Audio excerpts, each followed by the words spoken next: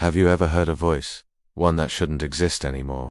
Most people would say Emily's mind was playing tricks on her. Stress, exhaustion, wishful thinking. But Emily knew what she heard.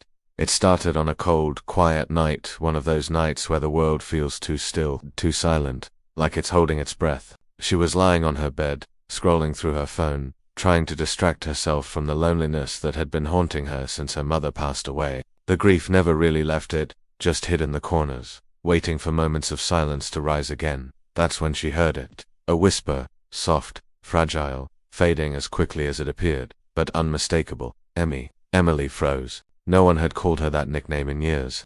Only one person ever did, her mother. She sat up instantly, her heart thudding in her chest. "Hello," she called out into the empty air, feeling foolish and terrified at the same time. No answer. She tried to brush it off. Maybe it was the wind. Maybe a neighbor through the wall. Maybe her imagination giving shape to her longing. But the next night, it happened again. This time, she was in the kitchen washing dishes when the whisper drifted right behind her ear. "Emmy." She spun around so fast, the plate slipped from her hands and smashed on the floor. "No," she whispered. "This can't be real." But deep inside, she knew.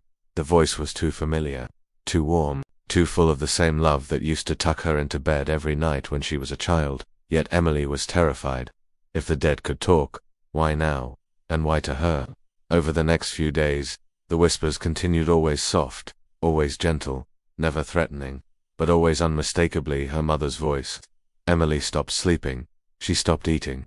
All she could think about was the voice. What did her mother want? Was she stuck, lost, trying to warn her? Finally, one evening, Emily gathered all her courage. She sat in her mother's old rocking chair, the one still sitting in the corner of the living room, untouched since the funeral. "Mum," she whispered into the silence, "if it's really you, please, tell me why you're here." The room grew still, the air grew heavy, and then she heard it, clearer than ever before. "I'm here, Emmy, because you're not listening." Emily's breath hitched. Listening to what? To your heart. A warm breeze brushed her cheek, though no window was open. The rocking chair swayed, slowly, gently, just like when she was a child. "You're not alone," her mother's voice whispered. "I never left, and I need you to know. You're stronger than your fear." Emily burst into tears, not from terror, but from the overwhelming sense of love washing over her. For the first time since the funeral, the empty space inside her didn't feel so empty anymore. And just like that, the whispers stopped. Not because her mother had gone, but because Emily finally heard the message. Love doesn't end, not even on the other side.